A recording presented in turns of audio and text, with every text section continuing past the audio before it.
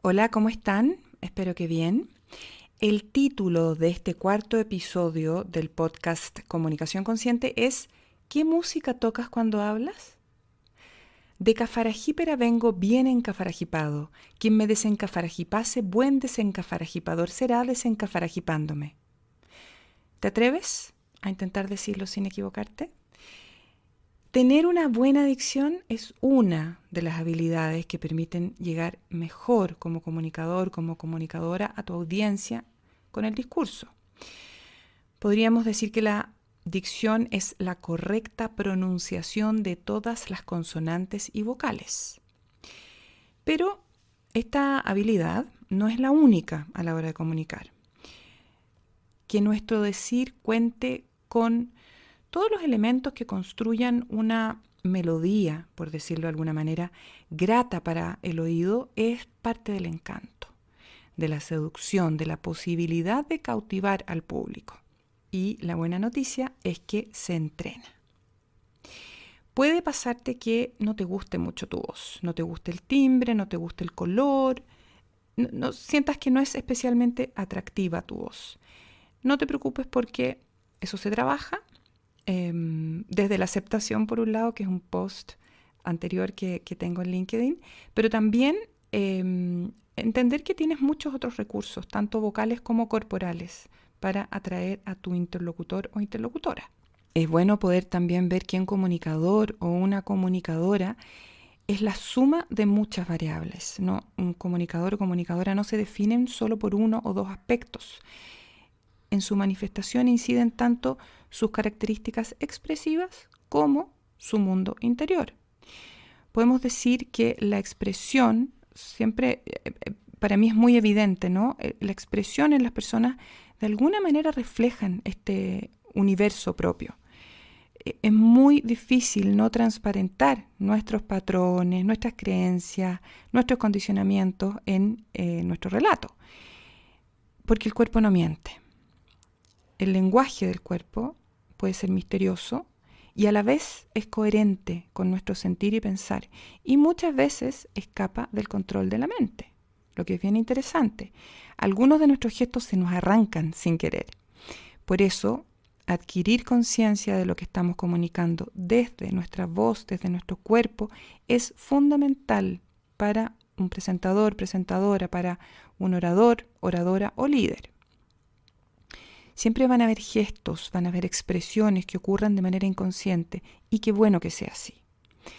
Porque de otra manera nos convertiríamos en autómatas, y es lo que menos queremos como objetivo para un comunicador o comunicadora. La naturalidad está compuesta, entre otras cosas, de estos, comillas, errores encantadores que nos permiten recordar que somos seres humanos. El cómo relacionarse con estos errores es tema de otro podcast. Pero no quiero dejar de recordar que hubo un animador de televisión que sedujo, siento yo, a las personas por su naturalidad y que rompió un esquema, marcó una diferencia con una forma de animar, con una manera de animar más formal, más acartonada, como decimos en Chile. Me refiero a Jorge Evia. Puede que las generaciones más jóvenes no lo ubiquen para nada, pero ahí está Google que les puede dar una manito. Siento que con su sencillez, Jorge Evia con su sencillez, con su naturalidad, le imprimió a la conducción, a propósito de dicción, a la conducción de un programa un estilo más cercano, más fresco. Y obviamente esto es una opinión personal. Entonces, volviendo a la música de nuestra voz y a los elementos que componen esta, comillas, partitura cuando nos comunicamos, quiero detallar algunos de estos elementos que son súper relevantes de mirar. Por ejemplo, la entonación. Está compuesta, la entonación son los diferentes matices, las diferentes inflexiones, las subidas y bajadas de tono. La entonación también está muy ligada con las pausas, con los silencios. El silencio es otro tema aparte, ¿eh? Un silencio puede decir mucho en el momento adecuado. Mucho más que 1000 palabras. Hay una expresión por ahí, ¿verdad? Y está tan desvalorizado en general el silencio, ¿eh? Muchas veces los silencios pueden hasta aterrarnos. ¿Les ha pasado? pueden ser muy incómodos. Entonces mejor no existen, los descartamos. Pero pueden ser tan buen complemento del relato verbal, pueden aportar esa cuota clave de emocionalidad, por ejemplo. Cuando no hay texto, afloran otras cosas que también son parte del acto comunicativo. Aflora, por ejemplo, el lenguaje no verbal. Muy interesante. En otras oportunidades, el silencio puede transmitir seguridad. ¿Se han fijado ustedes a veces un orador, oradora que está hablando y de repente se toma el tiempo, hace una pausa para pensar, para reflexionar y después sigue hablando? Por lo menos desde mi perspectiva, a mí me da la sensación de que esa persona tiene una cierta solidez, una cierta seguridad. Retomando el tema de la entonación. ¿Cómo podría ser una entonación plana? Va el ejemplo. Hay personas que hablan sin entonaciones y sus frases pueden resultar algo monótonas, entonces el efecto que puede causar en la audiencia puede ser un poco terrible. Bueno, lo más probable es que nos quedemos dormidos, ¿no? Lo que no es malo cuando uno necesita un inductor del sueño, pero no es el caso. Ese es el podcast sobre insomnio que hago los viernes. No, es broma, no hablo sobre el insomnio, solamente lo vivo a veces. En cambio, hay otras personas que enfatizan más unas palabras respecto de otras y así se va generando una música, una entonación más interesante, ¿no creen? Se estiran algunas vocales, se respetan las comas, en las que se hacen pausas y al final de una frase, en un punto, se baja el tono de la voz. Se baja el tono de la voz. ¿Se fijan? En vez de dejar el tono arriba y que la frase no termine nunca. Yo hablo, cuando hago clases, digo estas frases que duran como 20 minutos, en las que nunca hay un punto y muchas veces se liga una frase con la otra agregando un y. Voy a poner un ejemplo. Fuimos a la casa de mi tía y nos había cocinado ese queque que me encanta y llegaron las primas y se lo comieron todo y me dio una rabia porque ellas sabían que era mi preferido y se lo comieron igual y. Un poquito agotador, ¿no? A diferencia de decir, voy a hacer el ejemplo con los puntos. Fuimos a la casa de mi tía. Si hay un punto, entonces bajo la voz.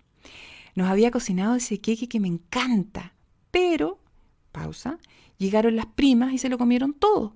Me dio una rabia porque ellas sabían que era mi preferido y se lo comieron igual. Hay un cambio evidente, ¿verdad? Respetar entonces las pausas nos permite completar el mensaje adecuadamente y los puntos también, porque de otra forma no nos va a alcanzar el aire para una frase tan larga. A mí me gusta pensar también que las pausas están ahí y los puntos para que nuestro interlocutor o nuestra interlocutora asimile la idea que estoy entregando. Si yo hablo de corrido sin hacer pausas, sin no ocupar los puntos, para algo está la puntuación ahí, la persona que escucha no alcanza a digerir las ideas. Bueno, pegadito a la entonación está el ritmo, que tiene mucho que ver con lo que recién decía en relación a las pausas. Voy a decir una frase sin pausas. Pegadito a la entonación está el ritmo que tiene mucho que ver con lo que recién decía en relación a las pausas. A diferencia de decir, ocupando pausas ahora. Voy a ocupar pausas y otro elemento más. Pegadito a la entonación, pausa, está el ritmo, que tiene mucho que ver con lo que recién decía en relación a las pausas. Entonces, si se fijan, además, parte de la frase la expreso con una velocidad y otra parte con una mayor velocidad.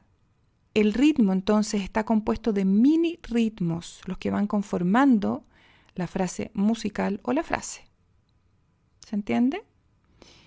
Bueno, ojalá que sí. Si no se entiende, @Comunicación Consciente Chile en Instagram. Aprovecho de pasar el dato.